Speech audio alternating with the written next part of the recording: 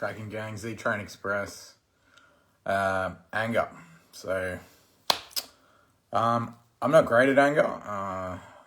It's been punished in my childhood, so I sort of didn't know how to express anger, and I've just generally repressed it and been passive aggressive throughout my life. If you relate, love you. So yeah, I've done a lot of research into it. I've done 2 anger management courses. Both times they were like, you don't need to do this. And I was like, yeah, I do. They sort of were like, no, you don't have trait anger. You've got state anger, which is like normal. Is when you feel attacked, to get angry and defend yourself is normal, is what both the anger management dudes and 2 different therapists have said to me. They're like, that's a normal amount of anger. I'm like, yeah, I'm still not getting it. Like, I don't know how to process my anger. Like, so it's been this journey of like learning about it. And the difference between hot anger and cold anger is, why does a lion or a predator not roar at, why do they not roar at something that they're about to kill? Why do they not roar at it? Anyone, chime in. Why do we not use hot anger as a predator? Colette? Kelly? Because it's going to scare the motherfucker away, right? So if you're trying to share a need with your partner and you're like, coming at them with hot anger, what does it do? It scares them away.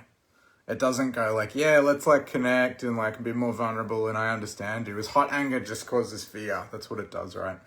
And I was watching a comedian do a bit on your kids tuning out the frequency of your anger. He goes like, you'll just be like, blah, blah, blah, blah, blah. And he goes, the kids are just hearing like, and he goes, I realized my kids were watching the TV through me. They're like, yeah, he's just yelling again, like, just tune it out. Because the frequency gets like so commonplace that you learn to just like, yeah, whatever mum, whatever dad, you know.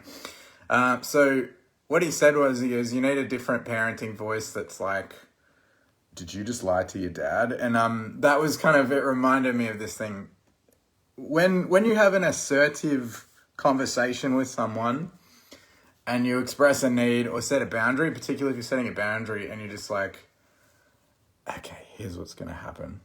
That arouses this like, oh shit, you're fucking serious. It arouses that in the person. So they're like, oh Jesus, right? So cold anger is much more, it's easier for the other person to process. Like when you're just screaming and yelling, they're like, oh, fuck you, shut up. Is it like, it just inspires more hot anger.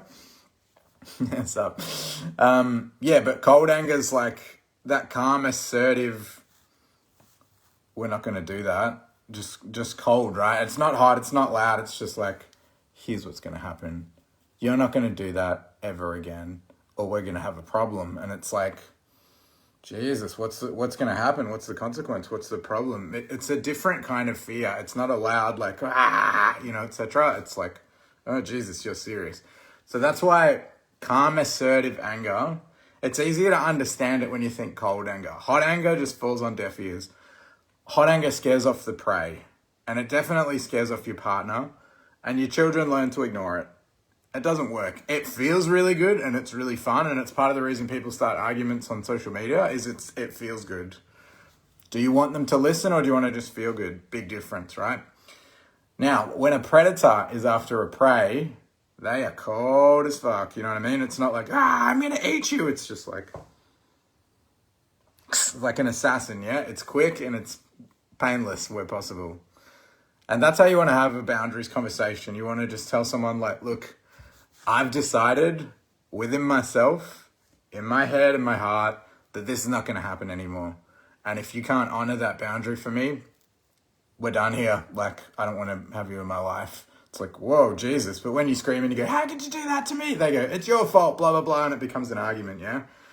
You can't argue with cold anger. And if they do, the easiest way to get a boundary reinforced is to restate it at the same level that you first stated it. Like, here's the deal.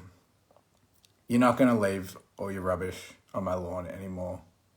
Okay. And they go, yeah, but like my lawn's full and blah, blah, blah. And you just go, you're not going to leave your rubbish on my lawn anymore. The same level, because what that shows them is that their little kickoff, I call it the squirm. I got a video on it, setting boundaries.